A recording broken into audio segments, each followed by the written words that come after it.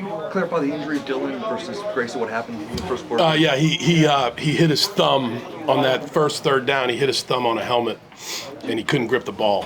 They X-rayed it. I'm not sure what the X-ray showed, but he couldn't grip the ball. He tried to grip the ball, but he wasn't going to be able to throw the football. Gotcha. Now, fast forwarding down the road, January 2nd, portal opens. If you had to qualify, what are the 2 or 3 biggest needs for Boston College with the portal? Yeah, I don't know. We just came off the field. I'm just really happy for these seniors. They went out on a winning note, and they showed up every single day and fought hard all year, and I'm very happy for them to go out on a winning note. You think you can take this to 2026, the momentum? Every year's different. Every year's different. This is 2025. And every single year is a different year. Coach Stu Koenig from Associated Press, what did you change from first half to second half? I thought we could throw the ball. I didn't think we threw the ball enough in the first half, and I thought in the second half we could throw the ball. I think they had trouble covering us, and so Bond and Harris especially, so and Jeremiah Franklin. So came out throwing the ball on first down, and it led to some good results. What did you think about the performance of Grayson? Did a great job. I mean, I'm very proud of Grayson. He's shown up. He's one of the best teammates I've ever been around. 33 years. He's just an awesome guy. He deserves to go out a winner like this. He's shown to be a hell of a relief pitcher. He comes in, he's ready to go, and just can't say enough great things about him. He's a great BC guy, and we're going to miss him. Thank you. Yep. What's in here, guys? Hang on. We'll open it up to questions on Zoom, guys. Mac, go ahead. Hey, Coach.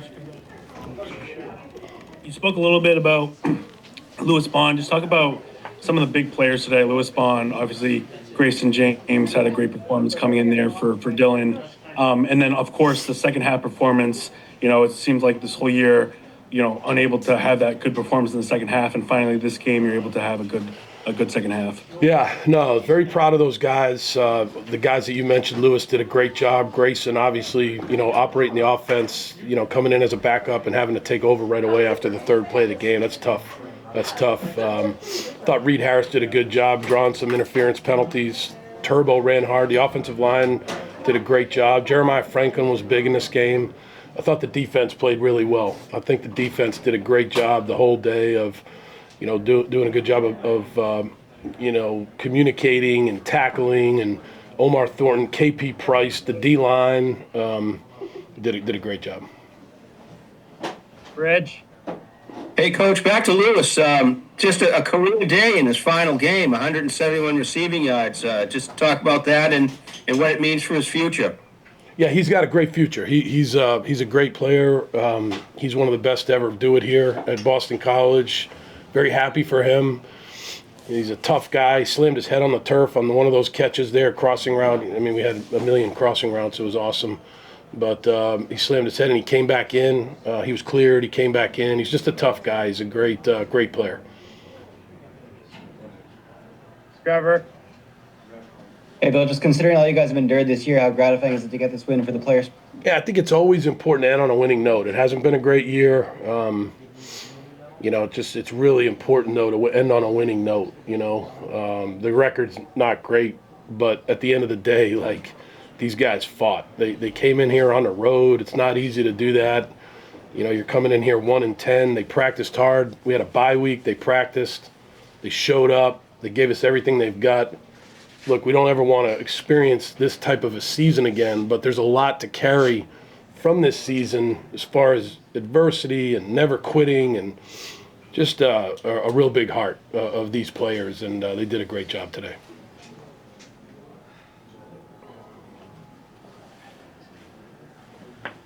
Graham, you don't have a question? That's shocking, Graham.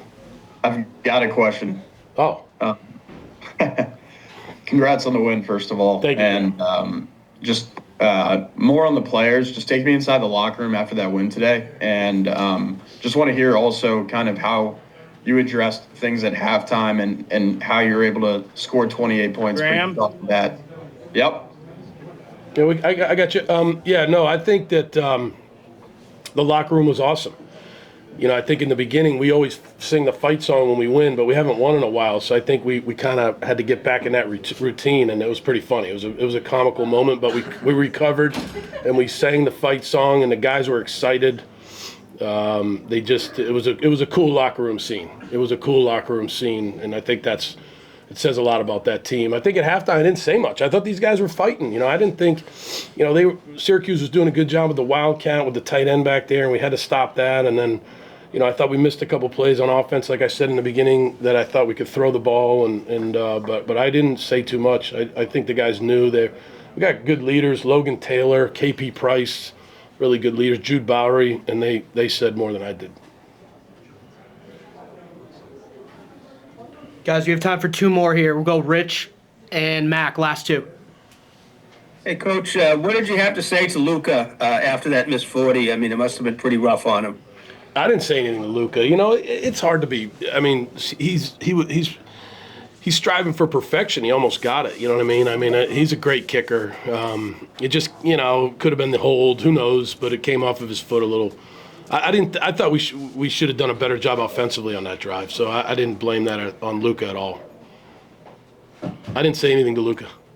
Okay. And Coach, I know this has been a tough year, but you've maintained staying the course and all that. With the bye week going into this final game, though, were there any changes this week that you made outside of previous weeks going into this game that you think made some significant effects to why you guys won today? No, really, we stuck with it. We did during the bye week. We scrimmaged a lot with because we tried to use that as an extra couple spring practices, and so we scrimmaged a lot of the guys that would be back next year.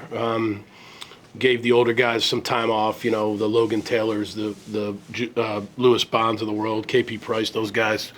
Kind of gave them, lighten the load on them and scrimmage. But other than that, nothing. We stuck with the process. We believe in our process of practicing. We've had some. Look, we have not won. Don't get me wrong, and this is no excuse or anything like that. But we've had some very close ball games. Where, we've got to figure out how we have to win these close ball games. There's a lot of areas, starting with me, that we have to improve upon. But I like the way we practice. I like the philosophy of how we practice. Our practice philosophy is a tried and true system that's really been responsible for a lot of wins in football at many levels. So we didn't change anything. We just came out and played well. We'll go last one, Kevin Stone here. Hey, Coach, congratulations. Thanks, Kev. Just obviously you want to enjoy this for a day or two, but National Signing Day is Wednesday.